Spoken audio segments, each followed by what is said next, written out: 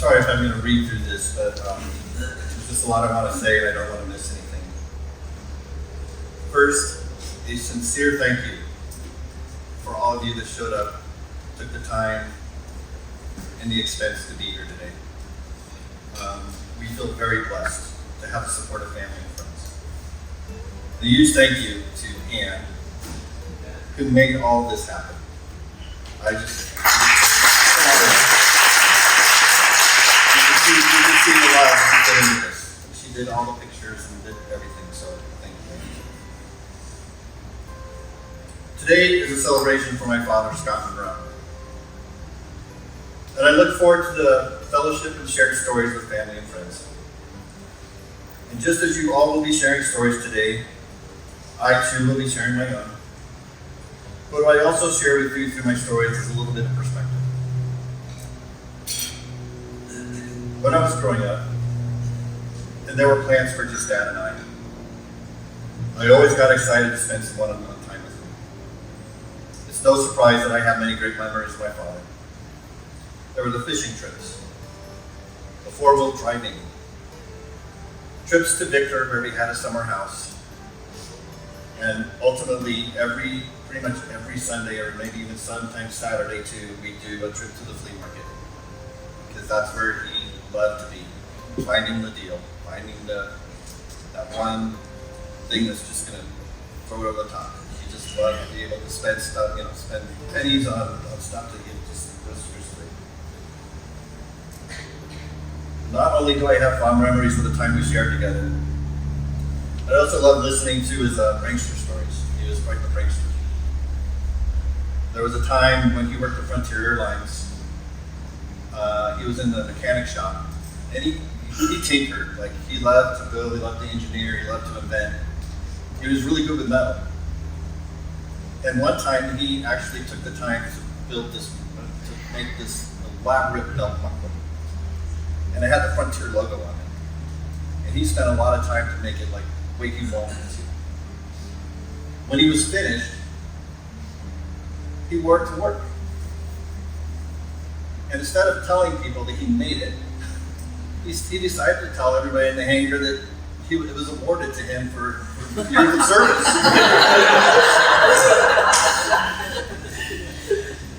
And that they could purchase one in the Frontier gift shop. Needless to say, everybody inundated the gift shop, wondering where this belt buckle could be purchased. It got to the point even where management had to step in and figure it all out. I mean, there's so many stories to tell, but that was the one that resonated with me the most. I remember him having a good sense of humor. But recently, I've come to realize that I can also remember him as a kind and caring man. When I was still a young teenager, I remember helping my dad cut down wood at Bison Reservoir because we had wood stoves in the house, and that's how we heated the house. We collect wood, and that's how he saved money on the heating bill. Yep.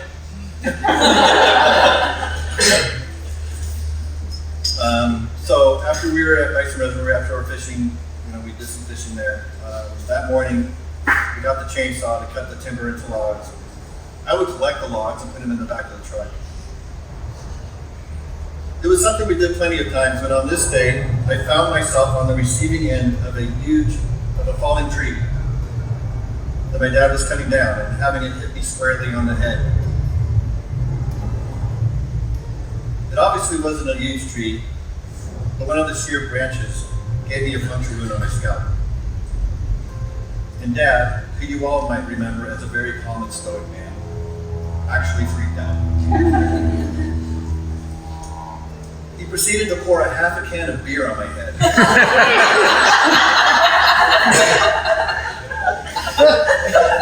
And gave me the rest to drink. To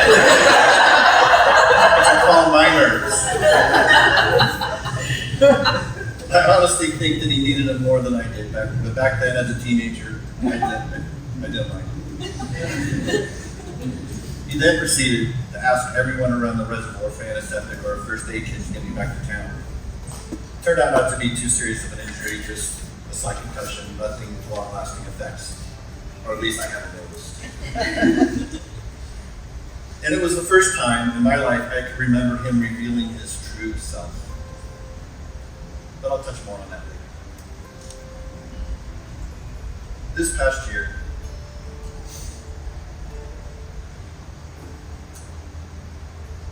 you were able to see Dad thrive in an assisted living community, making friends, playing bingo, rolling around in his electric wheelchair, and visiting Mom daily. He had been under the care of an oncologist for a cancer diagnosis a year earlier, which we learned later had recently spread. The cancer had affected the function of his heart, and his life journey was coming to an end. So back in July, he told me it was a losing battle, and he was ready to go into hospice. Denied any further curative treatment. He was admitted to hospice on a Friday. My mom, who suffers from dementia, got to spend all day Saturday at his bedside, along with all the family that flew and drove in from across the country that same day. I'd have to say it was the most lucid she's been since her own medical recovery. Throughout the weekend, more family trickled in, and a room filled with love and memories filled the space of sadness. Within 48 hours, he had passed. There have been a lot of stories coming out of the woodwork, some told many times over as familiar histories, seemingly so familiar they may be only heard by a few. New information and perspectives came to light, as these stories were and will continue to be told like missing pieces of a puzzle finally being put into place. As we take this opportunity to not only reminisce about the life of my dad, we should also take a look back on our own lives. I know that we would all agree certain events in our lives shape who we become, what we believe, and how we interact with others. Amongst ourselves, we may have a difficult time understanding how our past shapes our behaviors today. Matthew 7:3 of the Bible on the topic of judgment. Why do you look back? Why do you look at the speck of sawdust in your brother's eye and pay no attention to the plank in your own eye? A lot of you might be familiar with that verse.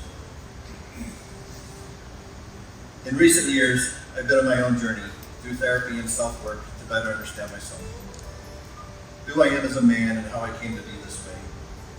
Or another way to state it, removing some of those planks in my own eye.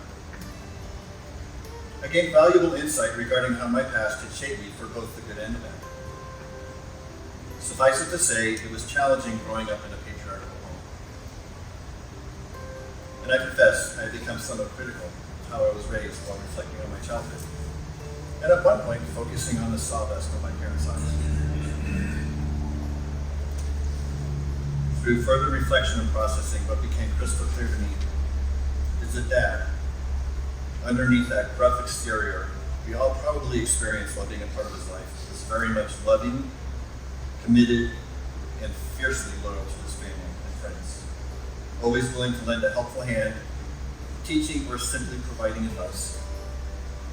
I'm thankful I got to see that side of him that last week in July that I've only really experienced one other time during my 56 years of life. I watched as the mask that so many men feel like they must wear for their entire lives melted away, and what stood behind it was the real face of my father. He was very emotional, expressing a level of love that had been guarded and buried behind layers of worries and anxiety stemming from being the protector of his family. This realization came to the forefront based on those stories being retold, and as I watched him completely transform into a man harboring no fear, anxiety, or animosity, expressing holy love. As human nature would have it, we judge so easily. I've come to the realization that we have the right to explore and reconcile our past, but do not have a right to place judgment on others' behaviors or mindsets of those that impact us. We can't fully understand a person's past life experience and how that shaped them. We also really have no control of changing those behaviors and mindsets. That is something that can only happen within them. This is not to say that we can simply excuse all actions. There is much evil in this world, and there are some actions taken upon others that can only be considered inexcusable. Passing judgment is a very personal matter, and my perspective on judgment is geared more towards our relationships with family and friends. With this newfound perspective, we can fully understand my earlier story about the tree falling on my head. That was the one other time I got a glimpse of my dad's true self. This incident ties back to his own childhood trauma that shaped his behaviors and mindset. Most of you may already know this story, but when my father was 12, my grandfather fell out of a tree, paralyzing him from the waist down. He had asked his dad that morning if he could help him with working in the tree, but my grandfather told him it wasn't necessary and that he should go play with his friends. He would confess to his brother many years later that he felt responsible for not being there to help. That time was significant and traumatic for all involved as the family managed his recovery for over a year. Later, when he turned 18, he joined the Army, moving to Colorado and of course meeting and marrying my mom. Later in his career, he lost most of his pension when Frontier went to bankruptcy, and he found himself having to go into super saver mode for years. So you can imagine, already being a saver, losing his pension, you can see the stress that he felt, and having to have the stability for his family.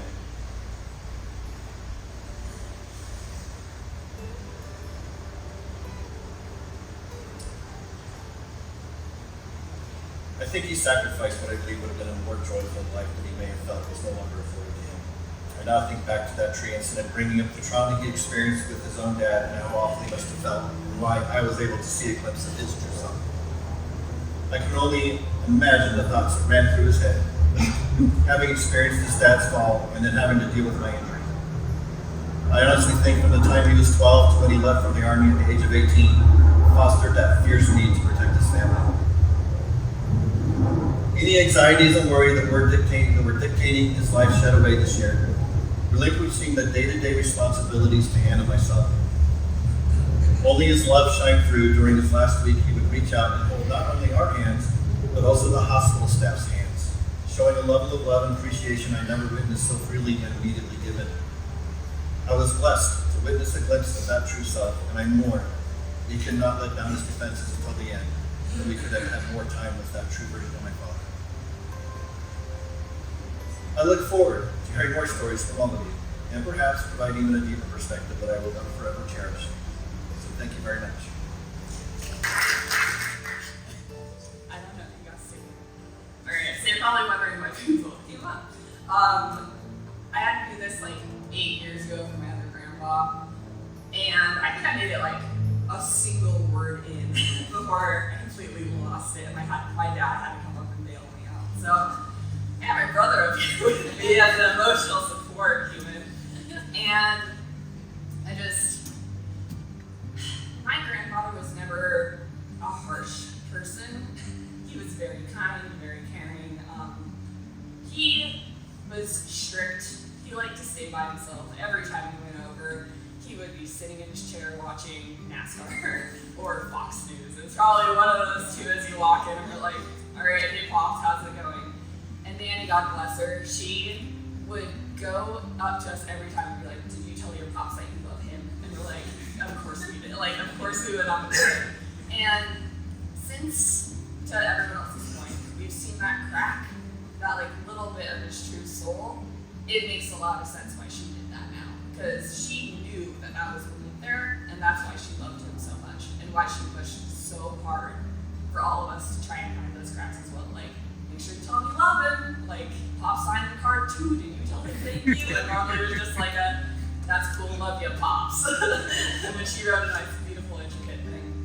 So, I guess I'm up here because it's really, really hard for me to grow up with the person that he chose to be instead of who he really was. So, probably wondering, we're both wearing his flannel, actually, and I have a Jameson shirt underneath for his favorite scotch.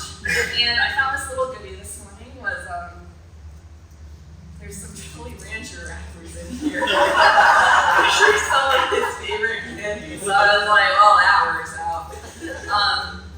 But this morning, I realized two things. I'm actually very glad that I didn't write a speech down because I can incorporate it.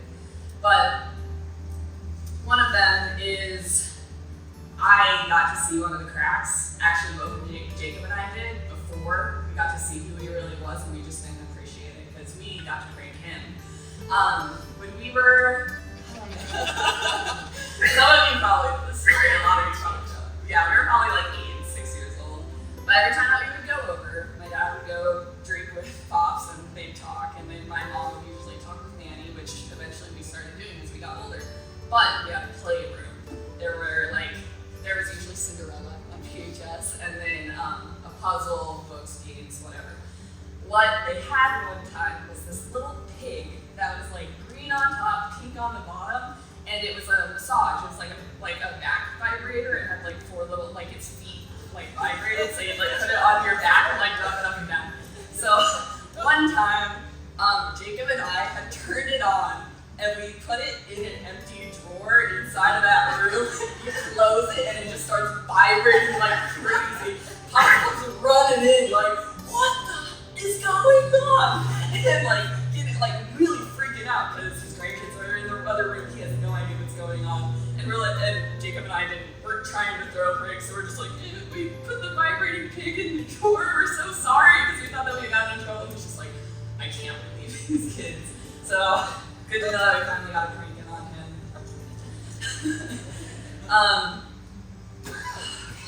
Not gonna lose it. So the other thing that I think I figured out this morning that finally clicked for me is after he passed, we were cleaning out his room all together, like, because they needed to move him out, so we were gathering everything. And like the adults, I know I ain't home, but the adults are all going around packing things up together, and Ella and I were just like losing it in the background, like we were just sobbing because we were of the understanding, we were like, this doesn't feel right. And I think now my realization today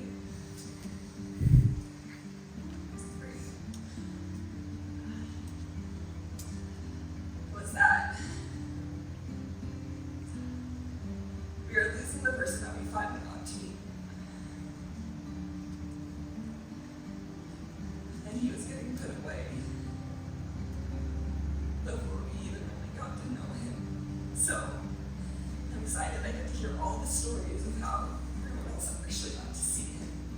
But I really wish I had known that man because we have so many similarities. And now I get to see it, but I can't wait to learn more from you all for the rest of it. So thank you all for being here. I am Scott's granddaughter, and I don't really know how I'm going to follow that, but I'll try my best. Okay, friends and family, we are here today not just to mourn the loss of my grandfather, but to celebrate a life that in its complexities was filled with lessons, love, and moments that will forever be etched in our hearts. To many, my grandfather may have seemed distant. He had his walls built up, and it wasn't always easy to get through to the man inside. My sister had an exceptional gift. Time and time again, she'd managed to find a crack in those walls my grandfather built, showing us glimpses of the loving, appreciative, and genuinely caring grandpa that sat in that old recliner. Stop. Through her efforts, we were given a window into his soul, a chance to see the tenderness that he held within. Throughout his life, Poppy was able to teach us valuable lessons: how to save money, how to fix your car, how to play Sudoku, and to never smoke cigarettes. I remember when we were little and would receive a birthday or Christmas gift in the mail. Mama would open it up for us, and a puff of smoke seemingly came out of the box, so we knew exactly who it was from. As magical as that was, I think that put us off cigarettes forever. Now as I stand before you all, grappling with the weight of this moment, I realize he has given me one final lesson. He is teaching me about death. My grandfather was the first person in my life who was guiding me through this painful yet inevitable process of grief. His passing forces me to confront the ebb and flow of life, to understand its fragility, and to cherish the memories we've made along the way. In his own unique and unexpected way, my grandfather has given us, a priceless gift. A lesson on the beauty of life, the importance of breaking down walls, and the profound journey of saying goodbye. Thank you, Poppy, for every memory, for every hidden smile, and for teaching me about the intricate dance of life and death. We will forever carry you in our hearts. I love you.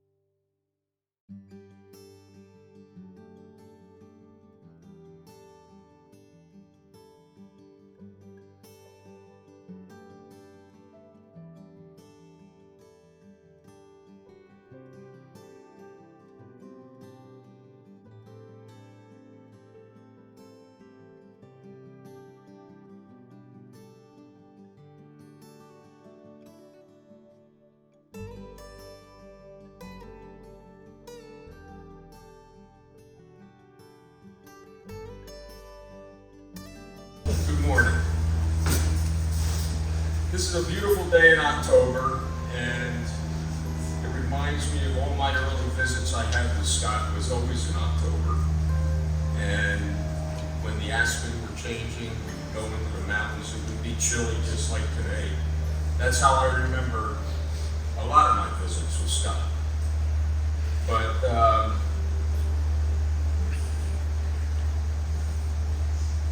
Ann asked me to share my relationship with Scott and a story or two from our 45 years of adventures.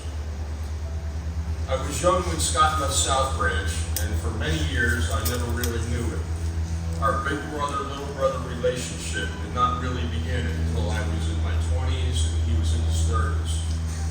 This was when Scott bought his house in an old mining town named Victor. I began going to Denver because of this house in Victor and soon spent more and more time with Scott. We did everything a big and little brother would do together. We started out by working on the Victor house together. I helped him renovate the second floor. We would go fishing at the Bison Lake. If I remember correctly, we had to go through 3 block gates to get there. Since it was October there, it was a chill in the air, required us to have a bottle of blackberry brandy for a snort. Or 2. We could catch the mountain goats, we could watch the mountain goats on the cliffs surrounding the lake while we fished. This was Judge Margaret's favorite fishing spot. She was a friend to Scott and me. She would share her secrets with us, such as Scott, they're biting on grasshoppers today. We would quick catch the grasshoppers, then catch the trout. The trout we caught was that night's dinner. We often went to Zeke's for a drink and a bowl of chili. We would sit and chat with the locals. For many years, I would return to Victor, and I was known as Scott's little brother from New Jersey. I went to Victor so many times, they treated me as a local, just like Scott had become. On Friday and Saturday nights, Scott and I would go to the Cripple Creek Inn. The locals called it the CCI. Friday and Saturday night were the live music nights, and that would draw the locals out. We would shoot many games of pool and, of course, had a few drinks. And it was at the CCI I first saw Scott do the two-step. I was quite impressed. The ride from Cripple Creek to Victor after a night at the CCI was always an adventure. A gravel road, no guard railings. After many years of going to Victor, we then started using my visits to Colorado to travel all four corners of Colorado and parts of New Mexico. Back when Scott still had the Bronco, we would four-wheel drive old creeks and push the limit many times. One of my trips to Colorado, Scott told me we were crashing a wedding in Taos, New Mexico. It would be a Pueblo Indian ceremony on the top of a mountain. It would be quite an honor to be there and see it. Well, we headed off to New Mexico early in the morning, drove for many hours. We were in the middle of nowhere. There were tumbleweeds blowing across the road. We are cruising down this desolate road, and there it was. A cardboard sign on the road that read, "Scott, beer here."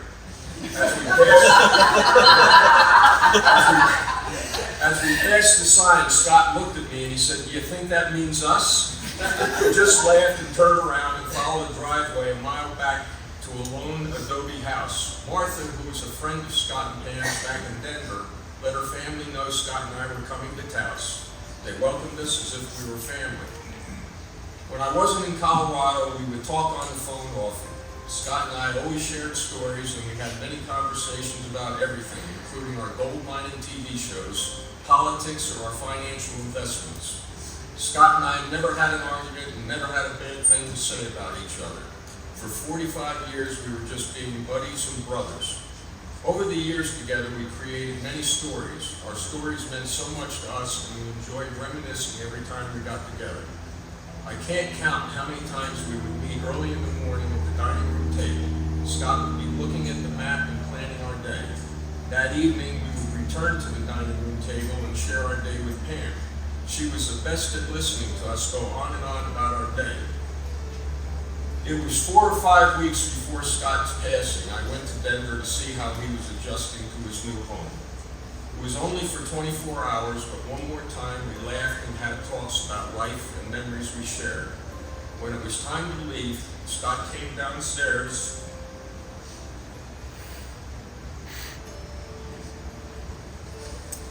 That doesn't count.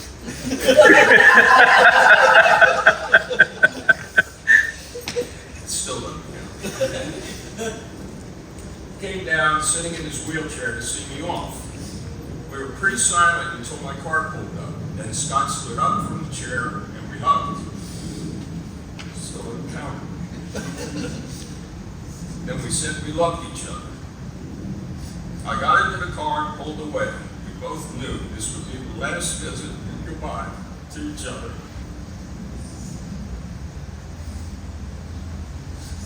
It's exactly how we wanted it. I will miss my big brother. All my visits to Colorado and all the phone calls we had, and the sharing of our time with each other paid off, because Scott will always be in my heart, and I'm grateful we had so much time together. I win.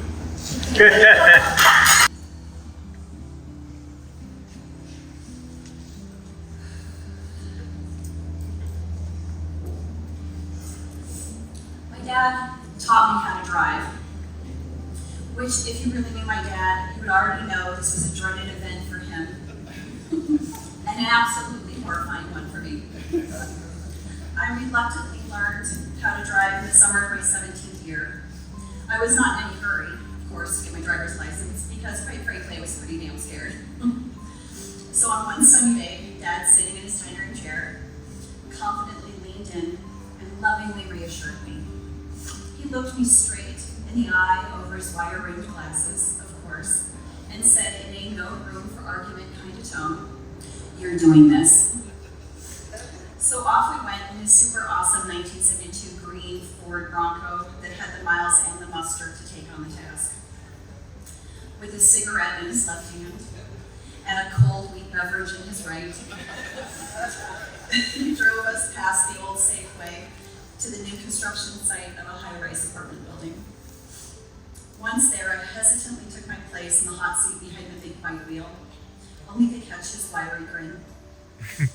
He took his place in the passenger seat. He lit up another cigarette, and without saying a word, he pointed to the empty 20-foot giant deep dirt pit that gulp held my next life lesson. So realizing I clearly had no other option, I listened closely and followed his experienced instructions, and with a lot of blind trust,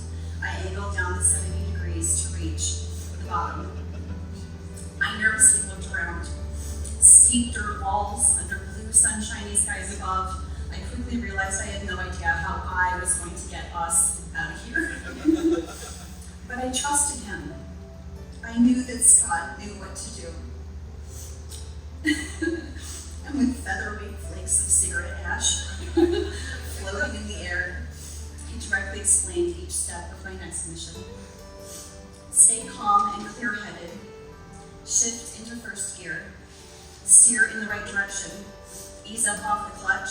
Let the horsepower of the Bronco do all the hard work. Then give her some gas.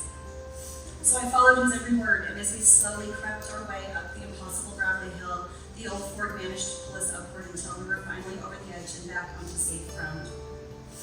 I sat there smiling from ear to ear and breathed in a huge, smoke-filled sigh of relief. I knew in that moment that I had conquered my fear of driving. My newfound confidence helped me realize that I could handle any stall out at any stoplight. And for many reasons, this moment with my dad would become a very special memory. And besides, how many teens get to learn how to drive by off-roading in a classic Ford Bronco, bouncing around in a construction pit with their badass dad? So I stand before you today to honor this man who is as unique as he was complex. I hold immense gratitude for his efforts and his fortitude to teach Jim and I the necessary and valuable skills we would need in this lifetime, even if I never learned how to change the oil myself. In this one of many perfect dad stories, I can clearly see all that he gave to us, even if he hadn't perfected these lessons himself.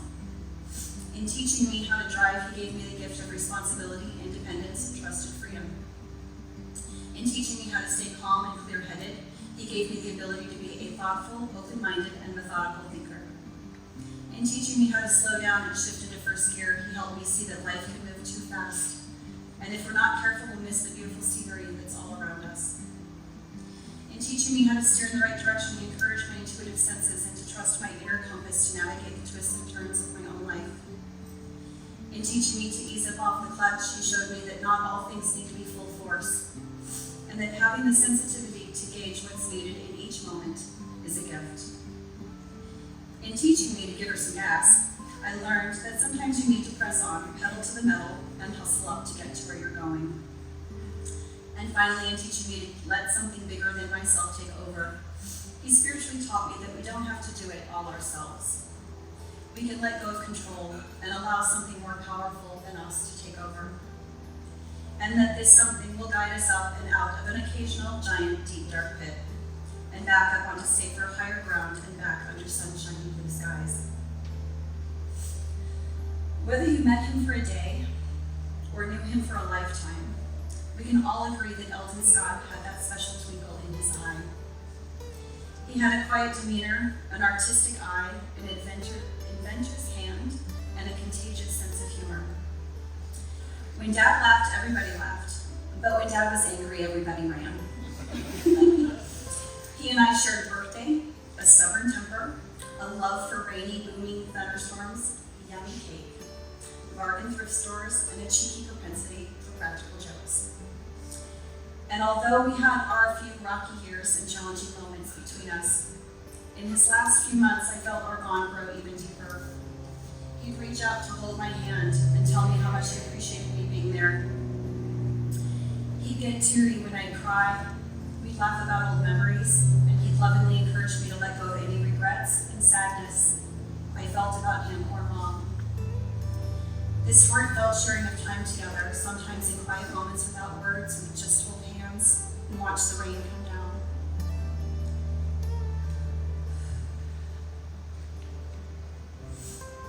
These are and will be some of my most cherished memories of us.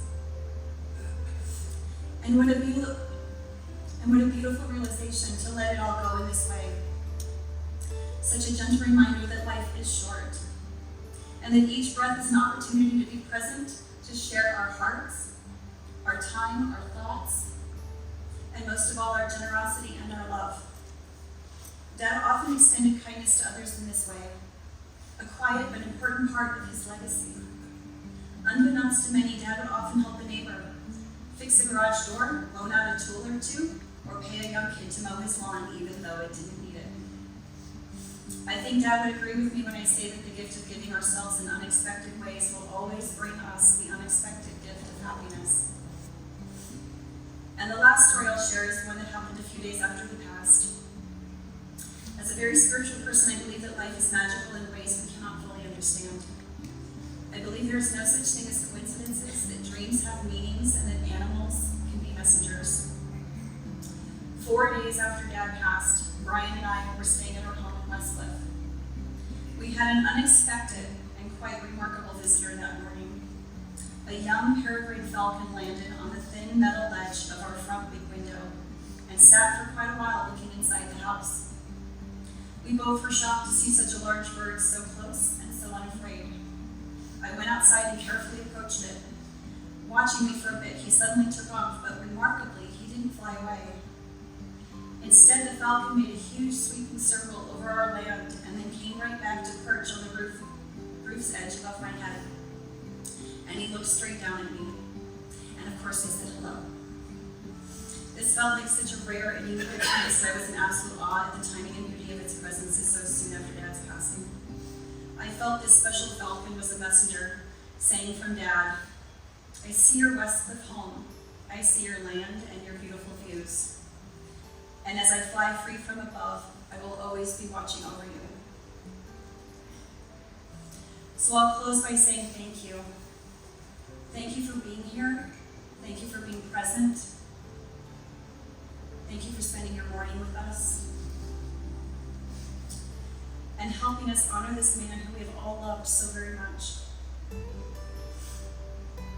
I selected this next song as a special tribute to Dad's newfound peace in his new home within God's loving hands. Fly free now, Dad. We appreciate you and we will always love you. Our bond is unbreakable.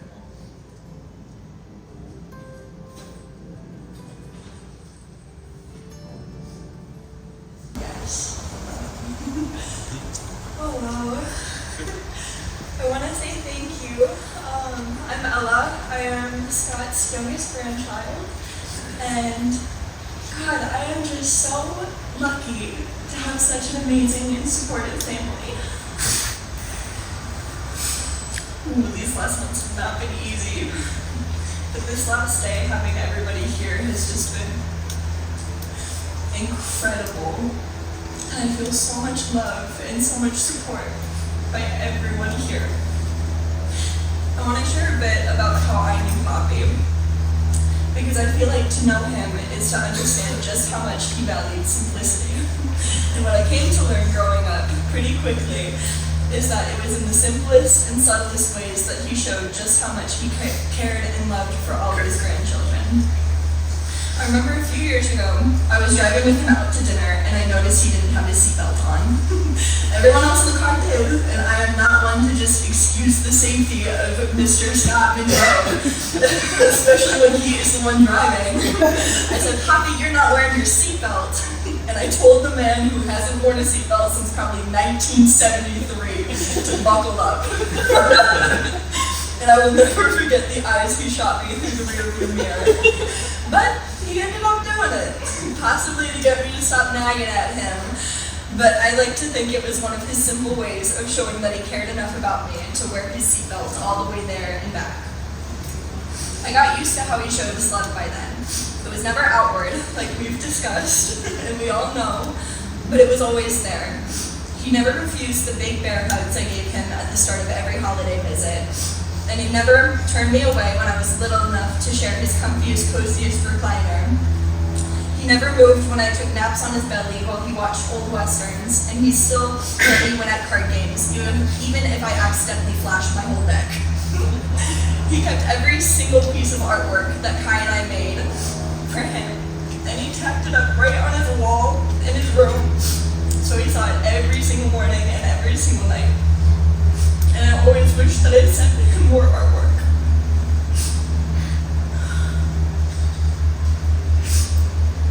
In the last few months of him, not only did he really surprise me, but he really surprised everyone. And for the first time, he was comfortable being open with how much he loved his family. I would visit him, and we would have time where it was just the two of us. I would make him laugh and try to brighten up his days in the home as much as I could. He would be honest with me in our conversations, and I felt much closer to him in the last stretch of his life than I did the 18 years prior. He called me darling at the start of our phone calls, and he told me that I'm a great granddaughter to him. I wiped away his tears when he needed it, and he wiped away mine just the same. I held his hands, he held mine. And I did everything I could these last few months to reassure him that he's not alone. He is so loved and so valued and so cherished. And on my last day seeing him, he told me that he'll miss me. And I miss him every single day. I miss you every day, Poppy.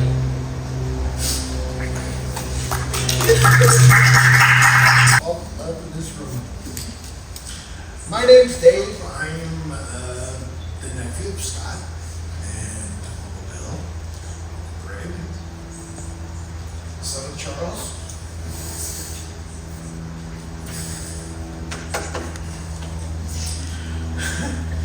I'm here to read Uncle Bill's message, his experience that he wanted to share, that he didn't feel that he could do because he would look like this.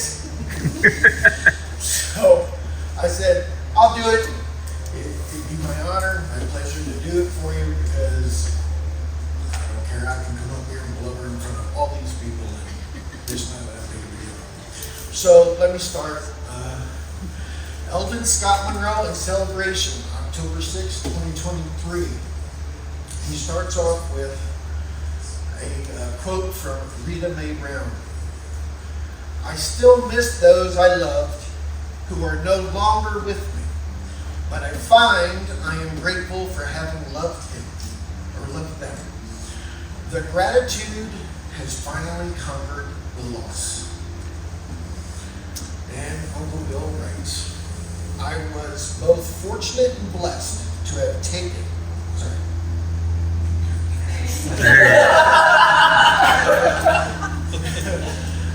I was both fortunate and blessed to have taken the opportunity to come to Colorado on July 15th. Learning that Scott had been moved to hospice was a clear message that I needed to be with him during this critical time. Our oldest brother Scott graduated high school in 1959. I was 7 years old, and at that time was not very much in his radar. His friends like Bo Wallace, Tim Franz, Taylor Quick, and maybe Ridgway Van Middlesworth were friends that Scott hung out with and did all the things that boys do. Though this bunch of kids were just a little more adventurous than others. I remember them, or all of them. I remember that some or all of them built a car that had no body, but just a frame, an engine, a steering wheel, and a couple of milk crates to sit on. With this go-kart on steroids, they raced through the fields in the neighborhood. I believe all the parents of those involved are quite fortunate that one or more did not meet with horrific accident. I know at least one occasion where it was close.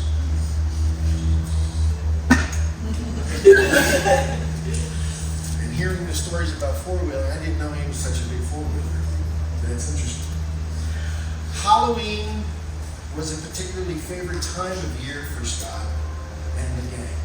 Pranks included putting a burlap sack of cow manure on Old Man Green's front porch and setting it on fire. Then they rang the doorbell, and when Mr. Green answered the door, well, perhaps you can visualize when he attempted to extinguish the fire by stomping on it with his feet. A hot, sticky mess. The Franz family lived at the northern end of town, high upon the bank as the road made a bend. and Tim liked tossing rotten pumpkins from the top of the bank onto passing cars. No real damage done to my knowledge, but there must have been some very upset drivers, if not totally scared out of their skin. And finally, Uncle Bill remembers that they had fun making sheep dummies and other scary objects and dropping them from the power lines above the road. Not on the side of the road, but above the road. Left to dangle for a while. It's safe to say that for some period of time in the 50s, the village of South Branch was not a place to travel through from mischief night through Halloween. As with all of us, Scott loved the river. It was right across the street from our home. He loved fishing and trapping muskrat. I am quite sure that if Scott were in this room today, he would fill us in on many other things that he was involved in. They had an adventurous childhood for sure. When Uncle Bill was when I was 5 years old, our father took it upon himself to remove a tree branch that had been broken due to a storm that was Saturday, February 23rd, 1953. While doing that task, Dad slipped and fell, ultimately rendering himself paralyzed from the waist down. Anyone that knows our family is well aware of that tragedy. Scott wanted to help Dad that day, but Dad insisted that he go play with his buddies. Scott would have been about 12 years old then. Some 42 years later, I had to do inspections on a window system in Denver for a project we were doing. Pam was in the UK, and at the time I stayed with Scott. One night, Scott confessed that he has carried a terrible guilt with him since Dad's fall. He had blamed himself for our father's accident and subsequent injury because he felt if he was there, he could have stopped the accident or deferred the fall. I hope and pray that I was helpful in easing that pain. I explained that I am a firm believer that everything happens for a reason, including all the losses I have suffered. It was never mentioned again after that night. Scott graduated from high school in 1959. Being 7 years old, I was not, nor do I remember, ever being told that he enlisted in the Army and leaving home to serve. On the morning that Scott was taken to the train from Somerville to boot camp, Mom woke me and asked if I wanted to go with them to see Scott off. I confessed that because of Dad's fall and the convalescence at Kessler Institute, I was completely overcome with potential parental abandonment issues and therefore scared to death to let them, especially Mom, out of my sight. Of course, I was going with them. It was dark, it was cold, and I was sad that Scott was leaving, but dealt with that reality in my own way. Scott was known as the South Branch James complete with the haircut, the white t-shirt with the rolled up cigarettes, right sleeves are, and that cool look everyone kind of loved. Well, maybe not Mom and Dad. Scott returned home periodically, however, he made it known that New Jersey was not ever going to be a place he would return permanently. Pam and Scott honeymooned in South Branch after driving across country. It was a wonderful time getting to know this special woman, so kind, so beautiful, so very loving. It seemed to me, as I think that they included me on most every day trip they took, I loved them. I loved it. It was no secret that Scott hated flying. His tenure at Frontier Airlines and Continental soured his opinion of how safe it was to fly in any plane. Therefore, it's not hard to imagine how difficult it was to come back east for anything. Scott, you never put personal feelings for travel ahead of the support you unwaveringly gave in each and every celebration, each and every sad occasion, or each and every stressful situation that needed your big brother personal attention. Everyone in this room today loves you for their own personal reasons. You have left your mark, and your legacy will live on. I love you. 2 more quotes. Death may be the greatest of all human blessings. Socrates. And final, the connections we make in the course of life, maybe that's when heaven is. Mr. Rogers. Thank you.